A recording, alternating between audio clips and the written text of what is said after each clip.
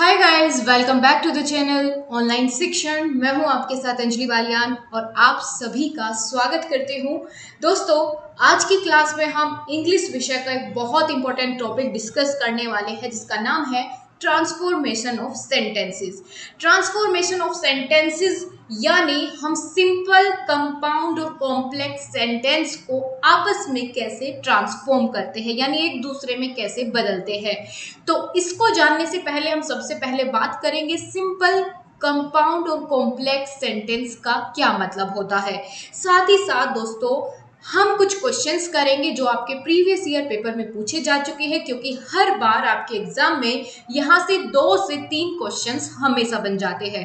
तो आप सभी को क्लास में पूरा फोकस रखना है और इंग्लिश का जो डर आपके मन में है वो बिल्कुल निकल जाएगा। बहुत आसान तरीके के साथ आज का टॉपिक हम डिस्कस करने वाले हैं। सो गाइज, आपकी क्लास शुरू हो गई है। जल्दी से लिंक को एक बार कॉपी करिए और अपने फ्रेंड्स को शेयर कर दीजिए ताकि सभी आपके साथ ही जुड़ जाए। सो गाइस, सिंपल, कंपाउंड और कॉम्प्लेक्स सेंटेंस के बारे में जानने से पहले हम एक टर्म सबसे पहले डिस्कस करेंगे जिसे हम कहते हैं क्लॉज। क्लॉज का यूज हम आगे आने वाले तीनों सेंटेंसेस में करने वाले हैं इसका यूज, इसीलिए हम इसको पहले ही आपको क्लियर कर देना चाहते हैं। दोस्तों, क्लॉज का मतलब होता है एक ग्रुप ऑफ वर्ड्स। क्या होता है? एक ग्रुप ऑफ वर्ड्स, शब्दों का समूह। कैसे? इसके अंतर्गत दोस्तों 2 चीजें होना बिल्कुल मैंडेटरी है, जिसमें हम कह सकते हैं कि इसमें एक तो होती है वर्ब और एक सब्जेक्ट का होना इसमें अनिवार्य है, तभी हम उसको क्लॉज कह सकते हैं। यानी एक सब्जेक्ट होगा, एक वर्ब होगी और इस ग्रुप को हम कह देते हैं क्लॉज। अब एक बात और समझिए, क्या इसका अपने आप में कोई मीनिंग भी होगा? तो हाँ, बिल्कुल।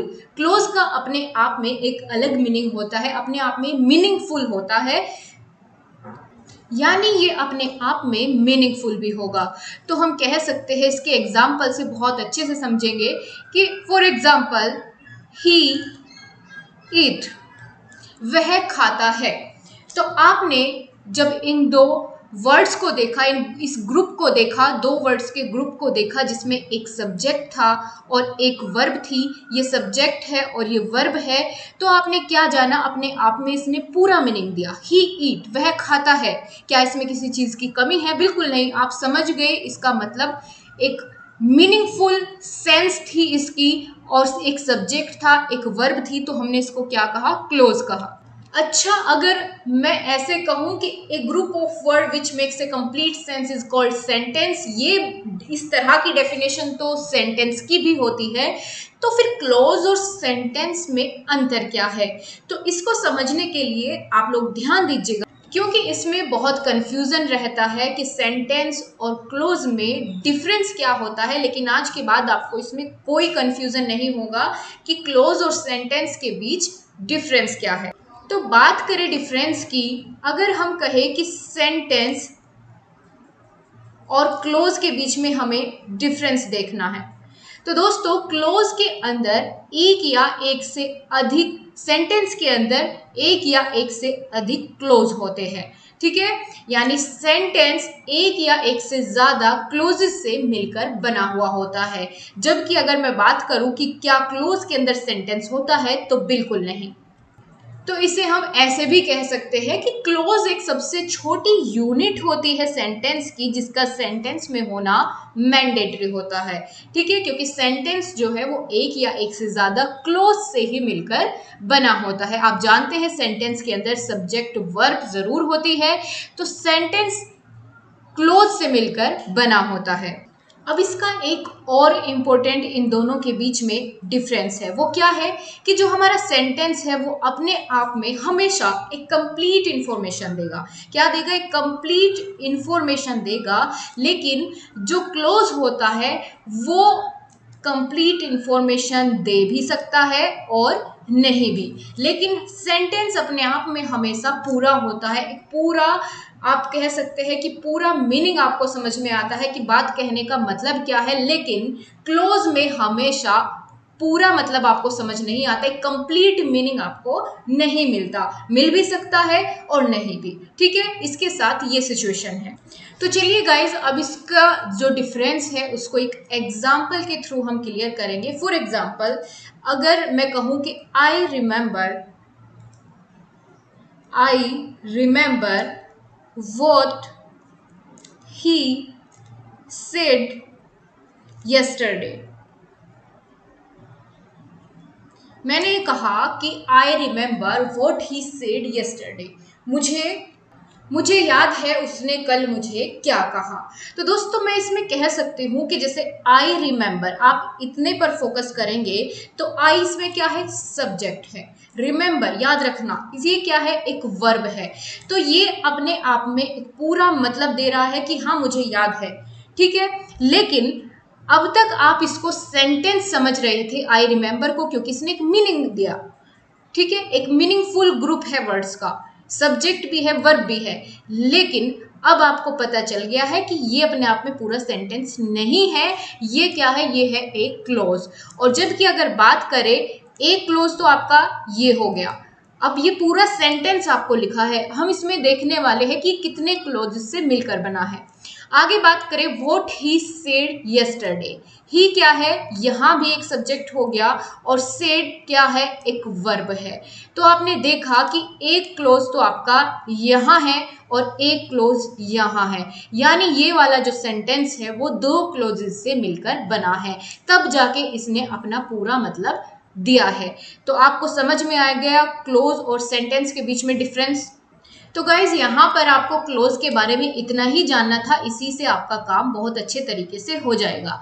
अब हम बात करेंगे मीनिंग ऑफ सिंपल, कंपाउंड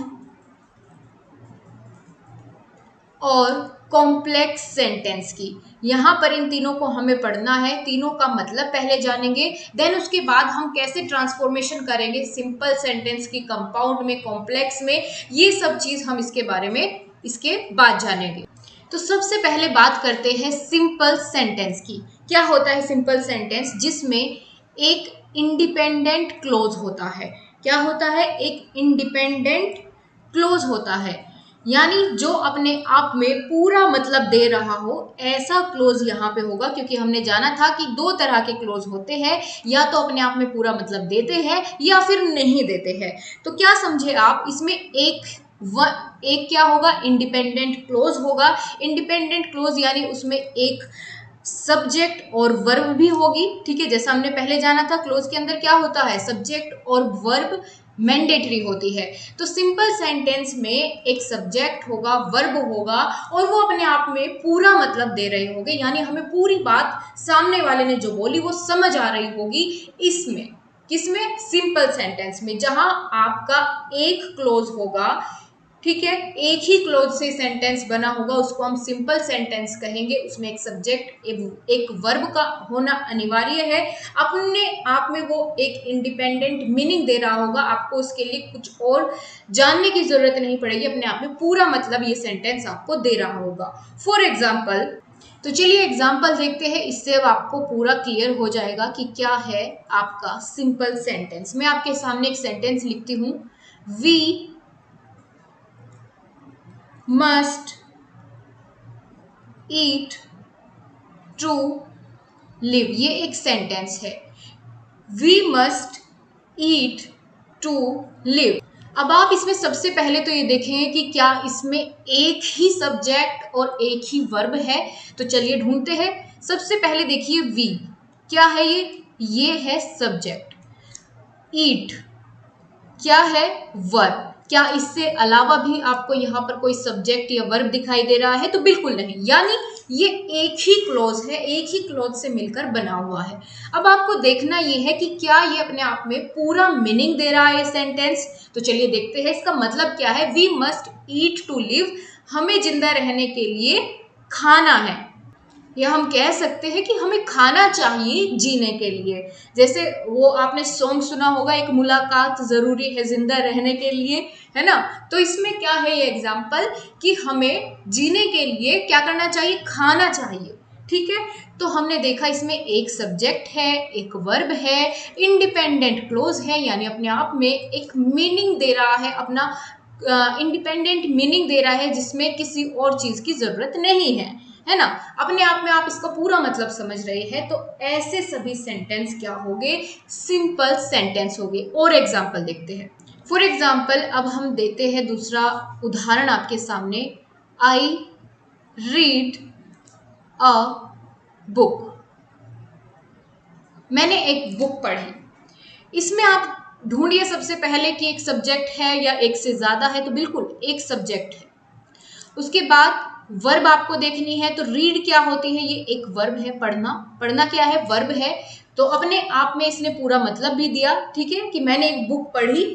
तो ये अपने आप में कैसा सेंटेंस हुआ, सिंपल सेंटेंस हुआ। आई होप आपको क्लियर हुआ होगा। अब हम बात करेंगे सेकंड वन, कंपाउंड सेंटेंस। आगे बढ़ते हैं और अब हम देखेंगे कंपाउंड सेंटेंस।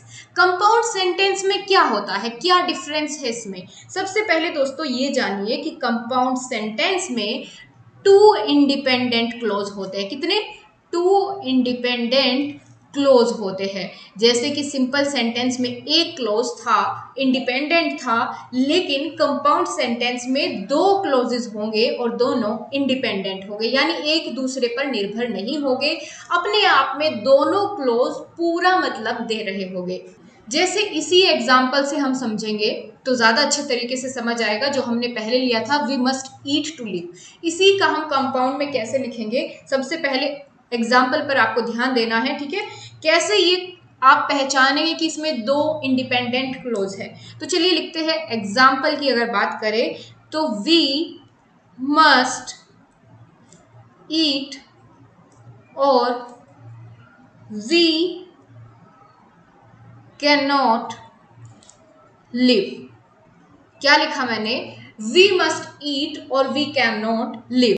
अब इसके अंदर आप लोग ध्यान से देखेंगे तो इसमें दो क्लोजेज है ना, दो क्लोजेज है, या आप कह सकते हैं कि दो सेंटेंसेस है, सिंपल सेंटेंसेस, दो सिंपल सेंटेंस इसके अंदर है। सिंपल सेंटेंस कौन से थे, जिनमें एक क्लोज होता था और अपने आप में पूरा मतलब दे रहा था। अब इसमें हम क्या देख पा रहे हैं, इसमें हम ये देख पा रहे हैं कि इसमें दो सेंटेंस है और दोनों अपने आप में पूरा मतलब दे रहे हैं। जैसे वी मस्ट ईट और वी कैन नॉट लिव।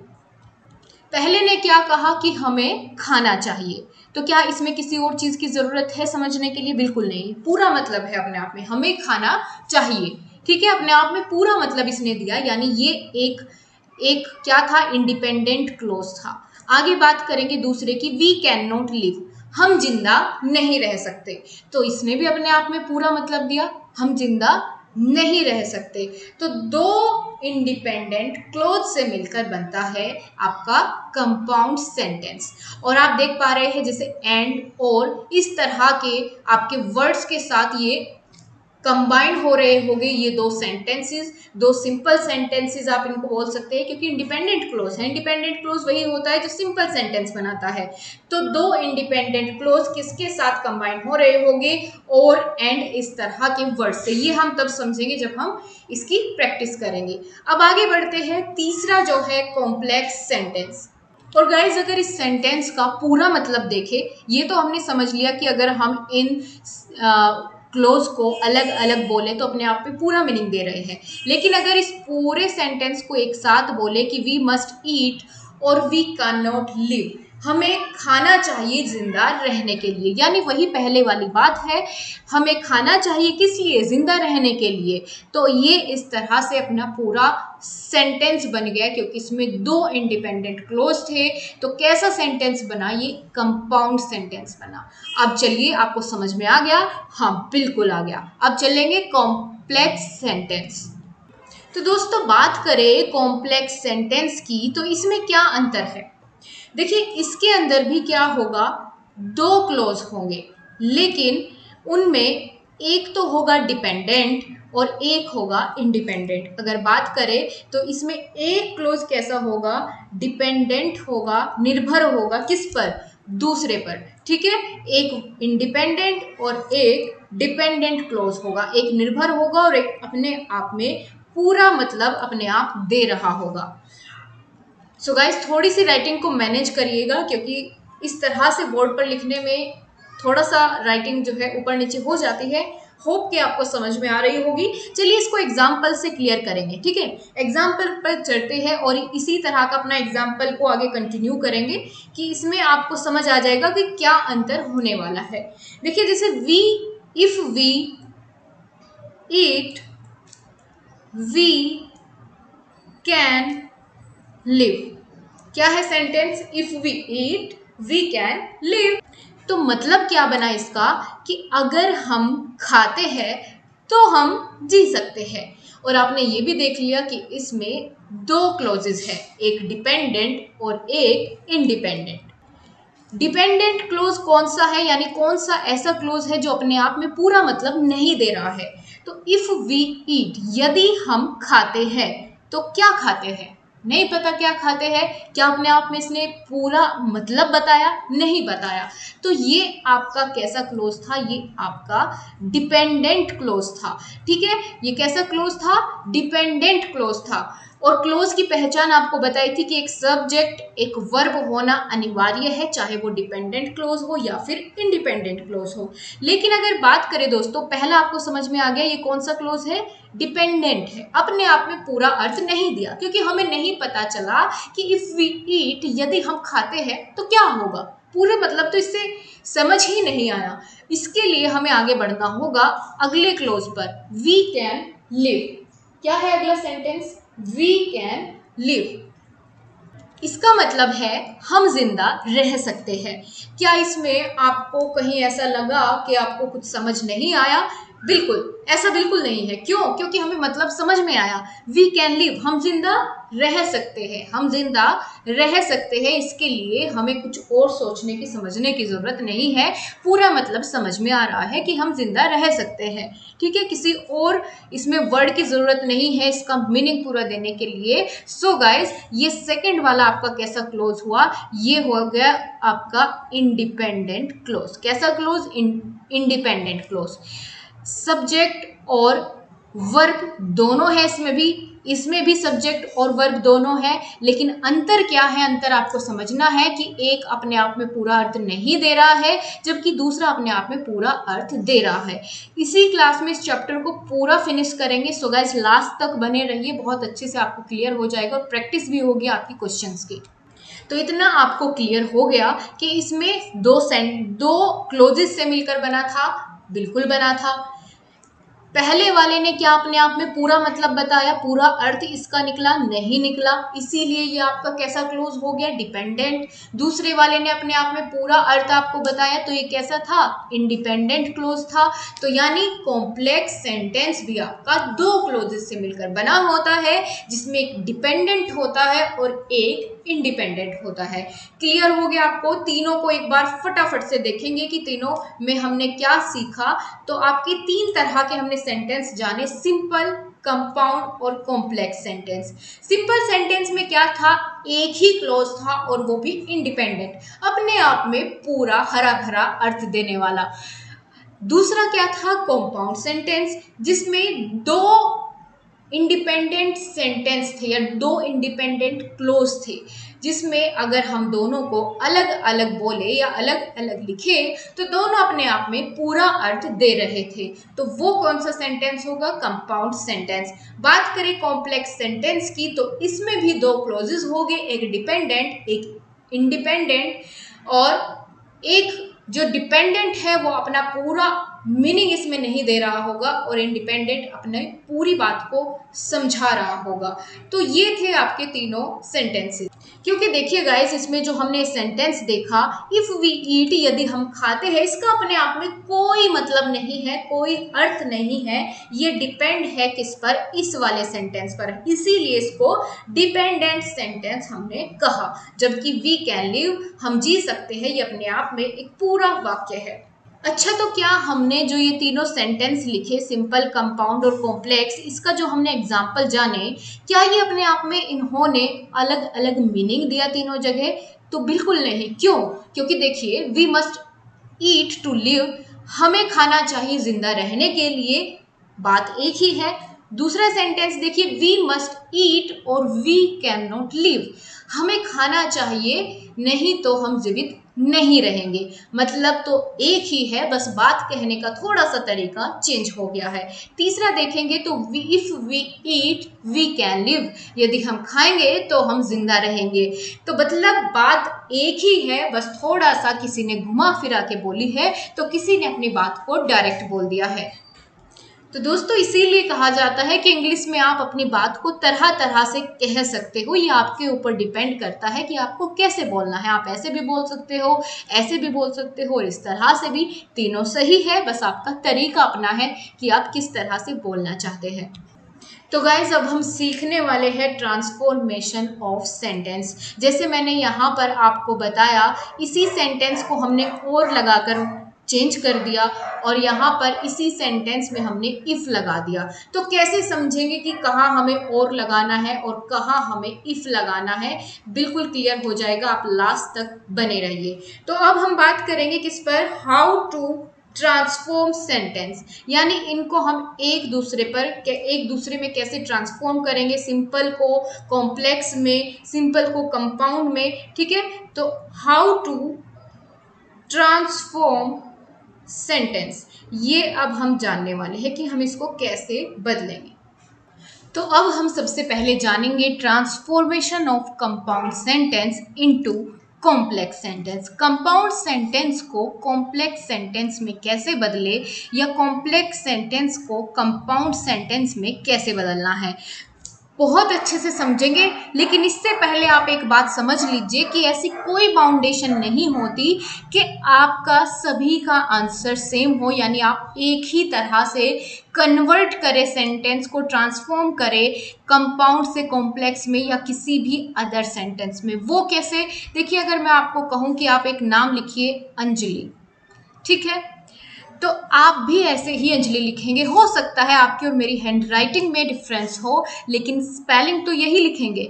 ठीक है, तो बात करने का मतलब वही है कि मतलब सेम आना चाहिए, आप इसको कैसे भी लिख सकते हैं।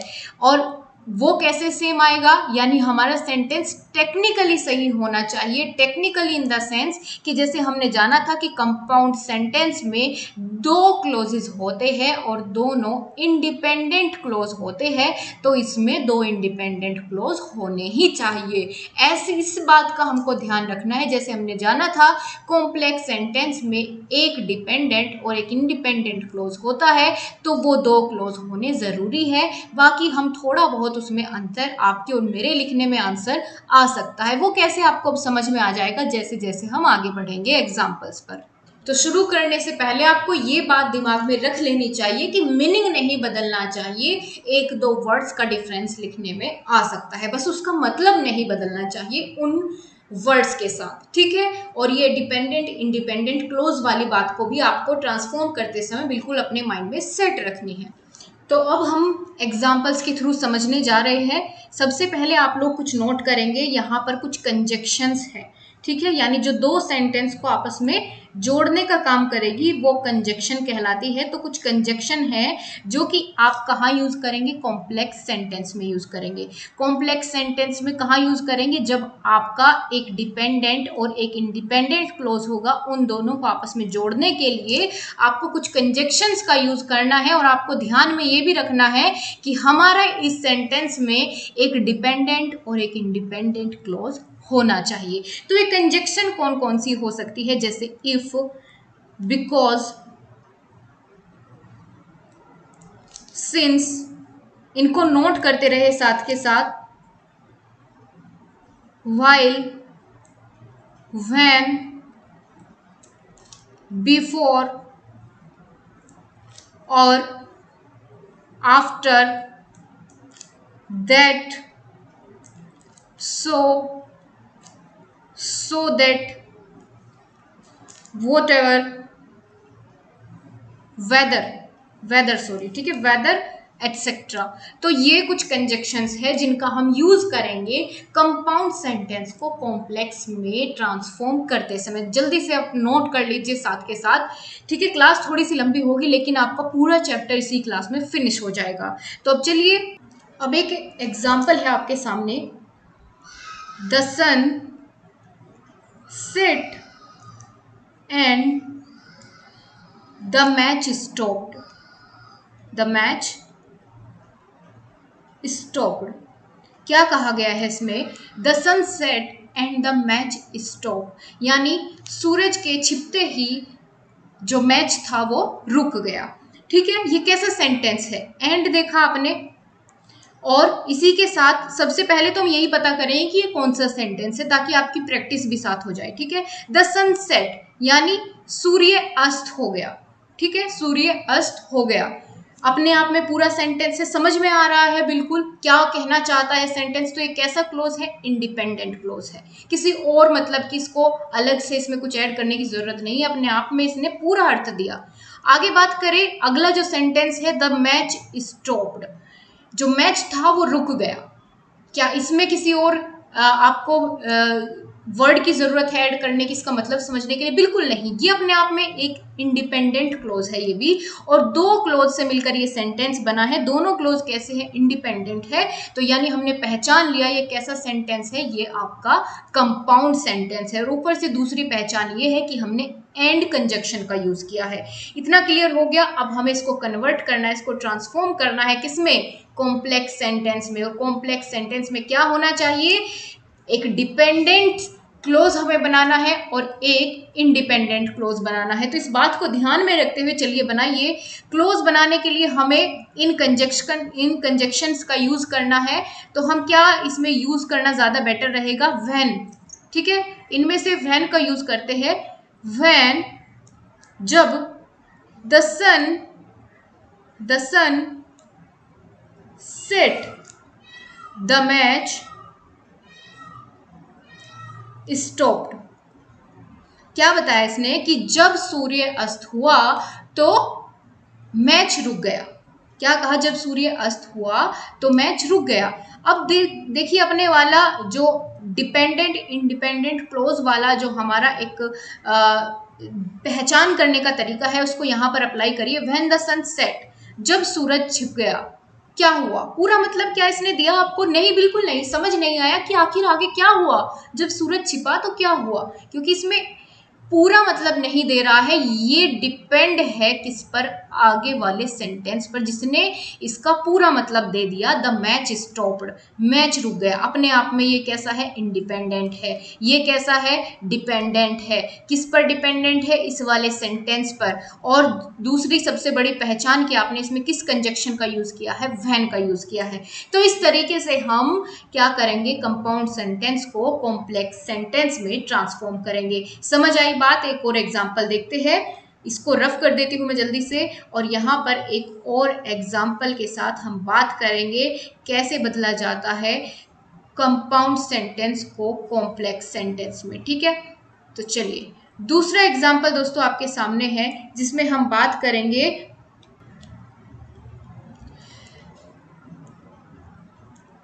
सब्सक्राइब ऑनलाइन शिक्षण and you will crack the exam। Online शिक्षण को सब्सक्राइब करो and you will crack the exam, तुम्हारा एग्जाम क्लियर हो जाएगा। ठीक है, अब इसमें दोस्तों हमें देखना ये है कि सब्सक्राइब ऑनलाइन शिक्षण को सब्सक्राइब करो। क्यों करे भाई? पूरी बात तो समझ में नहीं आई, हमारा क्या फायदा? ठीक है, क्यों करे? पूरा मतलब तो नहीं समझ में आया। तो अब हम आगे बढ़ेंगे, यानी यहां पर एक और यहाँ पे हमें ये कंपाउंड सेंटेंस है और कॉम्प्लेक्स में बदलना है। तो ध्यान आपको ये देना है कि यहाँ क्या गया है? कहा गया है कि सब्सक्राइब ऑनलाइन शिक्षण चैनल को सब्सक्राइब करो। तो पूरी बात है अपने आप में, हाँ ठीक है, सब्सक्राइब करो। इससे ज्यादा कुछ और जानने की जरूरत नहीं थी, क्योंकि बिल्कुल पूरा मीनिंग समझ में आया। आगे बढ़े, you will crack the exam, तुम्हारा एग्जाम निकल जाएगा, क्रैक हो जाएगा। तो ये भी पूरा अपने आप में मतलब दिया। लेकिन जब हम इसको बदलेंगे कॉम्प्लेक्स सेंटेंस में, तो क्या चेंज हम इसमें करेंगे? देखिए यहाँ पर हमें इन कंजक्शन का यूज करना है। तो यहाँ पर हम इफ का यूज करें अगर, कि इफ यू सब्सक्राइब ऑनलाइन शिक्षण, अगर तुम ऑनलाइन शिक्षण को सब्सक्राइब करते हो, इतनी बात अगर मैं सिर्फ आपको बोल करके छोड़ दूं तो क्या आपको पूरा मतलब इसका समझ में आया? अब नहीं आएगा। क्यों नहीं आएगा? क्योंकि ये अब कॉम्प्लेक्स सेंटेंस होने जा रहा है, और कॉम्प्लेक्स सेंटेंस में जो पहला आपका क्लोज होता है वो डिपेंडेंट होता है नेक्स्ट वाले पर। तो पूरा मतलब इसका समझ में नहीं आया कि यदि तुम ऑनलाइन शिक्षण को सब्सक्राइब करोगे तो आगे क्या होगा, उसे जानने के लिए आगे पढ़े। And you will correct the exam, तुम्हारा एग्जाम निकल जाएगा। ठीक है, तो इस तरीके से ये कैसा है, ये इंडिपेंडेंट क्लोज था। सिर्फ हमने क्या यहाँ पर ऐड किया, यहाँ पर हमने कंजक्शन को ऐड किया, इफ। ठीक है, तो ये पूरी बात थी। इस तरीके से हम इनको कन्वर्ट कर सकते हैं, ट्रांसफॉर्म कर सकते हैं। समझ में आ गई आपको पूरी बात? इसके साथ एक और एग्जांपल यहाँ पर हम लेंगे तो पूरा आपको क्लियर हो जाएगा। देखिए, हमें बदलना है कंपाउंड सेंटेंस को कॉम्प्लेक्स सेंटेंस में। ठीक है, या कंपाउंड को कॉम्प्लेक्स सेंटेंस में हम बदलने जा रहे हैं। तो सबसे पहले एग्जांपल यहाँ पर आप लोग साथ साथ में समझेंगे। द अर्थ इज राउंड, पृथ्वी कैसी है? गोल है। And I can prove it, मैं इसको प्रूव कर सकती हूँ कि पृथ्वी गोल है, मैं इसको प्रूव कर सकती हूँ। अगर हम इनको अलग अलग पढ़े, जल्दी से देखिए। द अर्थ इज राउंड, पृथ्वी कैसी है? गोल है।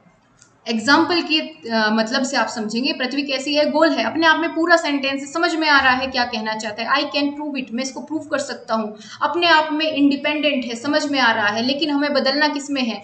हमें बदलना है इसको कॉम्प्लेक्स सेंटेंस में। कैसे बदलेंगे इसको? कैसे बदलें कॉम्प्लेक्स सेंटेंस में? तो कुछ कंजक्शंस थी जिनमें if, because, since, while, but, that, so इनका यूज करना था। तो चलिए यूज करते हैं इसको कॉम्प्लेक्स में बदलते समय। हमने कैसे करना है कि I can prove that the earth is round. तो मैंने आपको कहा था ना कि सेंटेंस लिखते समय आगे पीछे हो सकते हैं वर्ड्स, लेकिन मतलब नहीं बदलना चाहिए। और जो टेक्निकली जो हमारे डिपेंडेंट और इंडिपेंडेंट क्लोज आने चाहिए थे वो नहीं बदलने चाहिए, वो जरूर आने चाहिए। तो आपका सेंटेंस बिल्कुल सही होगा। आप कॉन्फिडेंटली अपने अकॉर्डिंग उसको लिखिए, मतलब नहीं बदलना चाहिए, बाकी आप जैसे भी लिखे।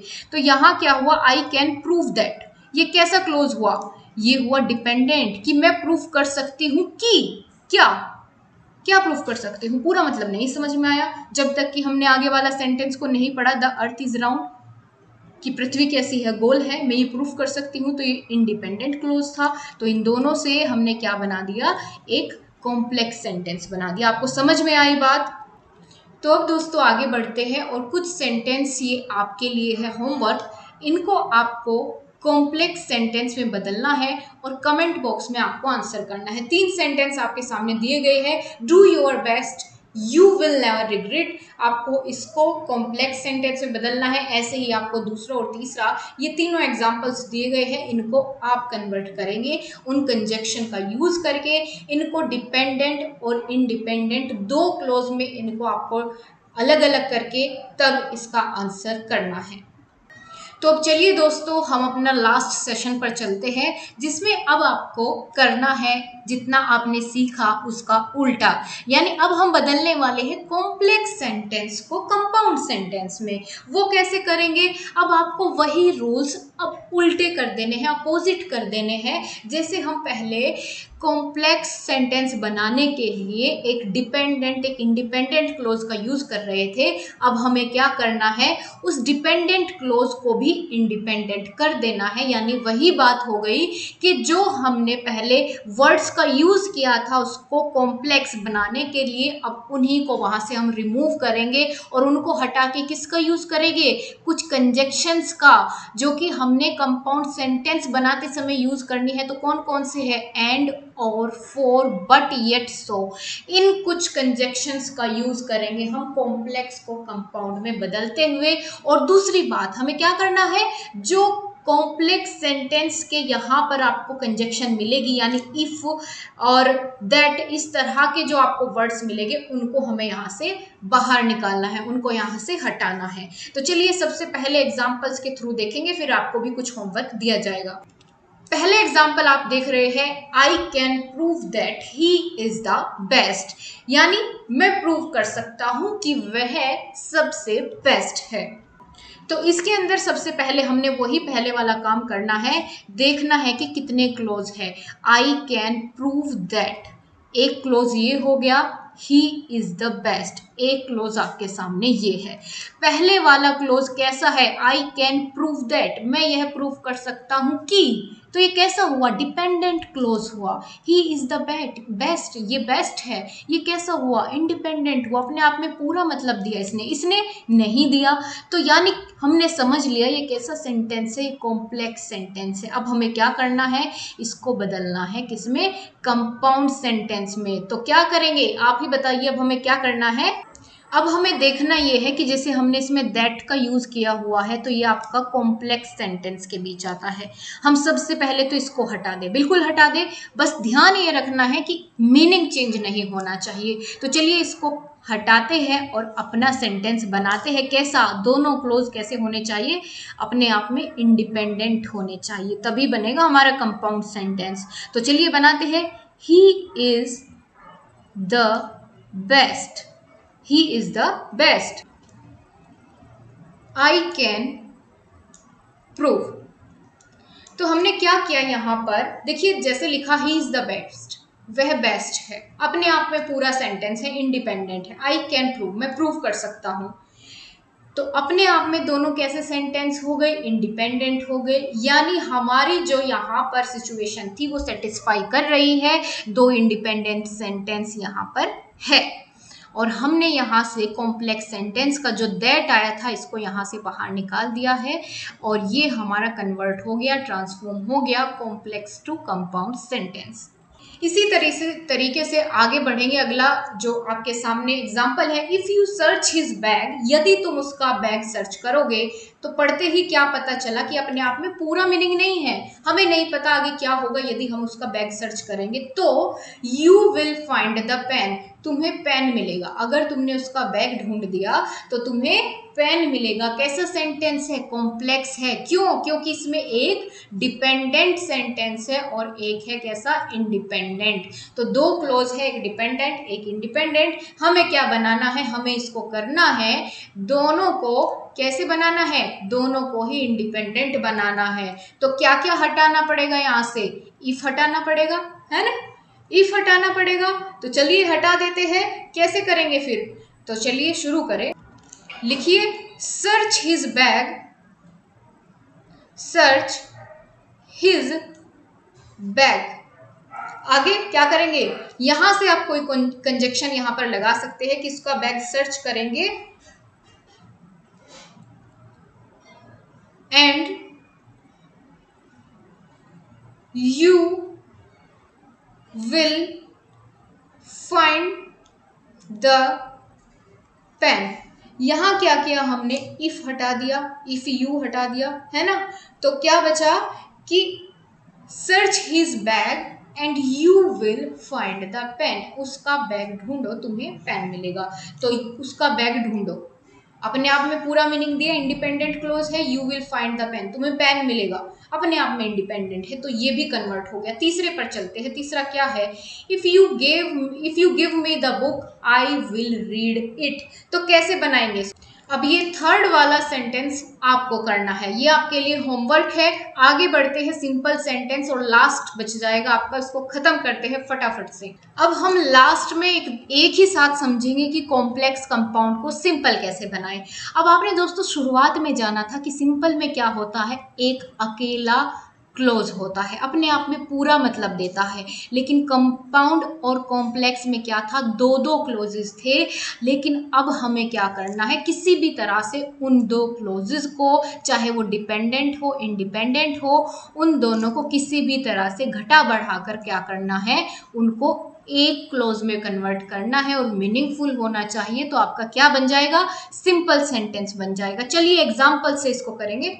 अब आप देखिए पहले सेंटेंस में, he is very poor but he does not complain.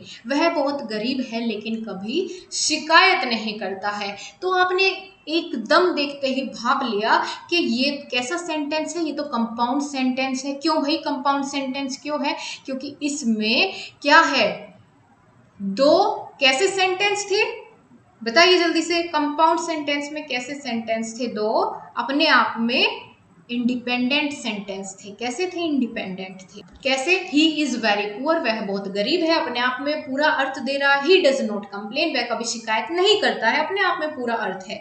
लेकिन अब हमें क्या करना है, हमें तो इसका सिंपल बनाना है। सिंपल बनाने के लिए मैंने आपको क्या बताया कि हमने जो भी इसमें कंजक्शंस का यूज किया होता है उनको फटाफट से रिमूव कर दीजिए।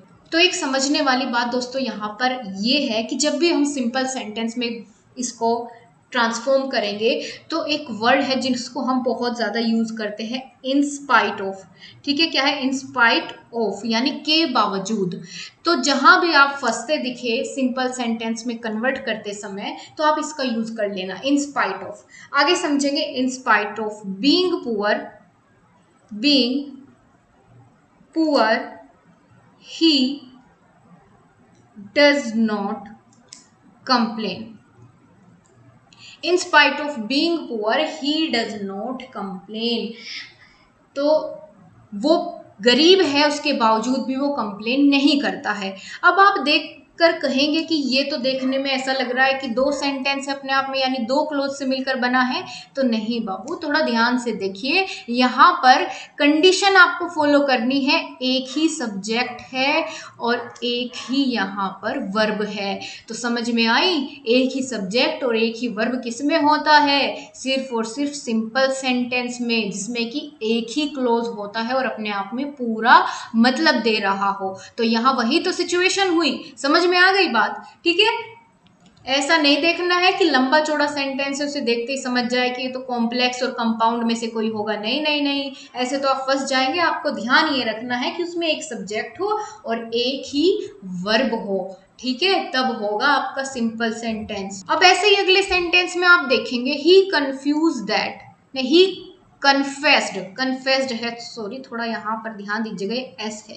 ही confessed that he was guilty of crime, he was guilty of crime. ठीक है, he was the guilty of crime. उसने कन्फेस्ड किया कि वह जो क्राइम उसने किया उसके लिए क्या है? गिल्टी, गिल्टी है। तो यहाँ पर आप देख रहे हैं दैट का यूज हुआ है। ठीक है, आपने समझ लिया कि ये कैसा सेंटेंस है? ये भाई कॉम्प्लेक्स सेंटेंस है। क्यों है कॉम्प्लेक्स सेंटेंस? क्योंकि हमने इसे देखते ही समझ लिया, ही कन्फेस्ड दैट, उसने कन्फेस्ड किया कि, अपने आप में पूरा मतलब नहीं दिया इसने। तो ये डिपेंडेंट क्लोज था किस पर? इस वाले सेंटेंस पर, इस वाले क्लोज पर, यानी ही was the guilty of crime, वह उस क्राइम का गिल्टी है। तो इस वाले सेंटेंस पर ये डिपेंड था, हमने समझ लिया। अब हमें करना क्या है? इसको सिंपल बनाना है। तो सबसे पहले तो इसमें से यहाँ से दैट हटा दीजिए। अब सिंपल मतलब इसका हमें यही तो बताना है दोस्तों कि उसने कन्फेस कर लिया कि उसने क्राइम किया है, उसने जुर्म किया है, उसने उसको कन्फेस्ड कर लिया। तो हम इसको सिंपल ऐसे भी तो बना सकते हैं, ही कन्फेस्ड द क्राइम। इसे बड़ा करने की जरूरत ही नहीं है। हमने इसमें से दैट कंजक्शन हटा दिया, बार बार ही का प्रयोग हटा दे, क्योंकि हमें एक ही तो सब्जेक्ट यूज करना था, कर लिया हमने एक सब्जेक्ट यूज। एक वर्ब का यूज करना था, एक ही वर्ब यूज कर ली और मीनिंग भी बदला नहीं है। ही कन्फेस द क्राइम, उसने अपना जुर्म कबूल कर लिया। तो मतलब भी सेम है और कुछ चेंज भी नहीं किया, सिर्फ हमने कंजक्शन जो यूज हुई थी इसके बीच में उसको हटा दिया। तो समझ में आई आपको बात? अब ये लास्ट वाला जो एग्जांपल है इसको आपको चेंज करना है। ठीक है, इसको आपको क्या करना है? इसको ट्रांसफॉर्म करना है सिंपल सेंटेंस में और इसका आंसर करना है कमेंट बॉक्स में। मैं जरूर बताऊंगी अगर आपका गलत होता है या सही होता है, उसका रिप्लाई मैं जरूर दूंगी। तो आपको आंसर करना है कमेंट बॉक्स में। तो मैंने होमवर्क के लिए आपको जितने भी ये सेंटेंस दिए हैं उनको ट्रांसफॉर्म करने के लिए उनको कमेंट बॉक्स में जरूर आप सभी आंसर करें, आपकी प्रैक्टिस भी हो जाएगी। और अगर आप कहते हैं कि कुछ और यहाँ पर ऐसे क्वेश्चंस रखे जाएं जिससे बहुत अच्छी आपकी प्रैक्टिस हो जाए, तो हम ऐसा कर लेंगे। ठीक है, आप कमेंट बॉक्स में ज़रूर बताइए आज की क्लास आपको कैसी लगी। So guys, thank you for watching. आपको समझ आया सब कुछ? अपना फीडबैक कमेंट बॉक्स में ज़रूर दें। Thank you so much guys. एक क्लास में हमने पूरा चैप्टर कवर कर लिया है, इससे बढ़िया बात और क्या हो सकती है। तो अपने सभी फ्रेंड्स के साथ शेयर करना बिल्कुल ना भूलें, और क्लास पसंद आई है तो लाइक और चैनल को सब्सक्राइब ज़रूर कर लें। आप सभी का बहुत बहुत धन्यवाद।